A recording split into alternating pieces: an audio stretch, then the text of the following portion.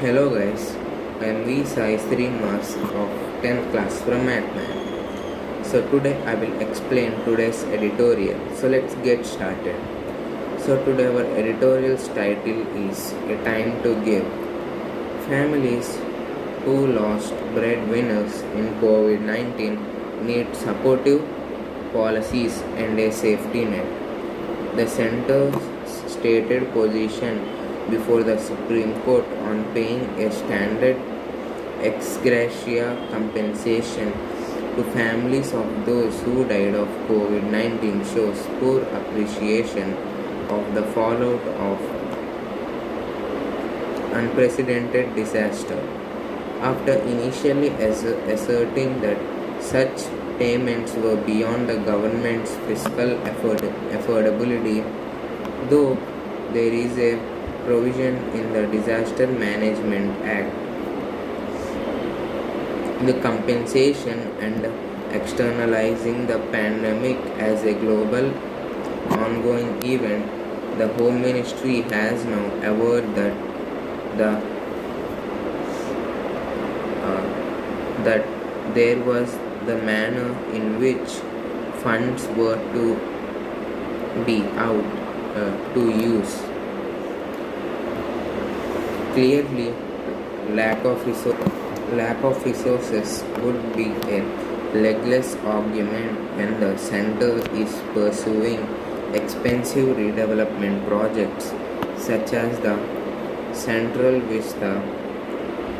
What the government says is it wants to do is to deploy funds in healthcare, enhance social protection, and support economic recovery of an affected communities rather than give one-time compensation payments, that is 4 lakh rupees, or notified ex gratia sought by the petitioners.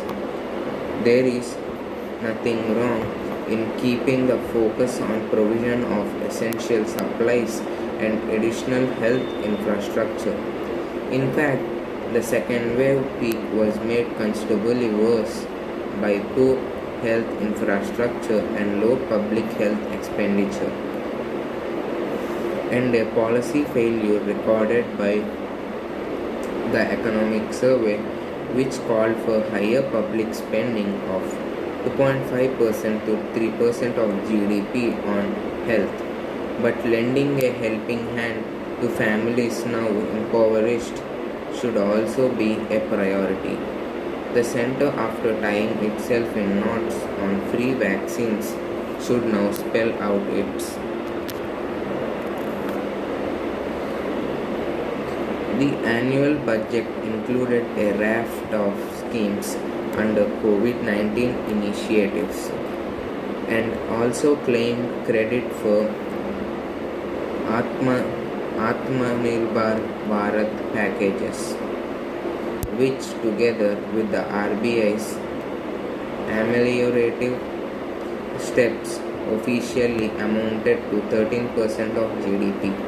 But the above line relief in terms of health care and social protection include cash transfer are a small share of other spending such as credit provision to several sectors as per some estimates. The IMF analysis of policy responses says that early in the pandemic, food, fuel, and cash transfers are used to lower income households came to 1.2% of GDP, with the second wave marked by many deaths and nationwide closures. A review of direct benefits is urgently called for. In court, the Home Ministry has said that confining solutions to compensation would be narrow.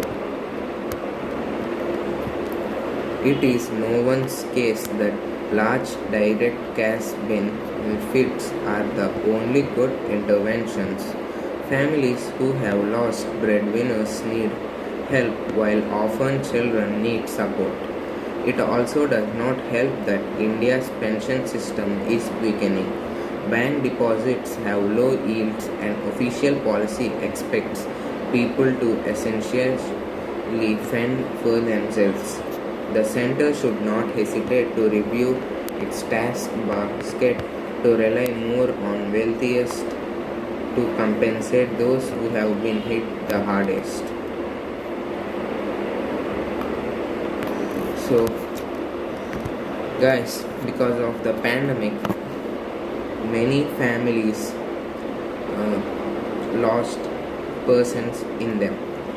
So, in most families, the person who does a job had died because of the virus. Because of this, there is no income to the family. So, breadwinners are none other than those who earn money. So, the people who were widowed and orphaned should be given more priority. They should be provided with economical support so that they could make it through the pandemic. Even now, they suffer because of less money and other impoverished status, but still, India has a lot on its plate. So, it is giving free vaccines, and also it had to upgrade the medical and health infrastructure. So, it had to do many things other than compensating. So, the compensation given to such families is like 4 lakh rupees. But the government doesn't intend to give all the money to the family at once. Rather, they could supply necessary goods and other things to a community that needs help. So, the government could not bear such expenses, but it is important that they should get a life they deserve. So, the government should increase the tax burden on rich people so that they could use it to help those in need. But it is not quite right to do it, but India is in a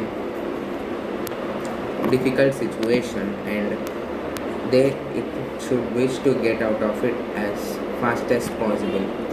The Atmanirbhar Bharat packages costed a lot of money for the government than it could bear. It also announced that 13% of the GDP was used for it. The main income in such time for the government is through food, fuel, and cash transfers. So the lower income households decreased their overall GDP revenue by 1.2%, and the second wave caused a lot of deaths than the government anticipated. So they have to discuss the benefits and other things regarding this. So that's it, guys. Thank you.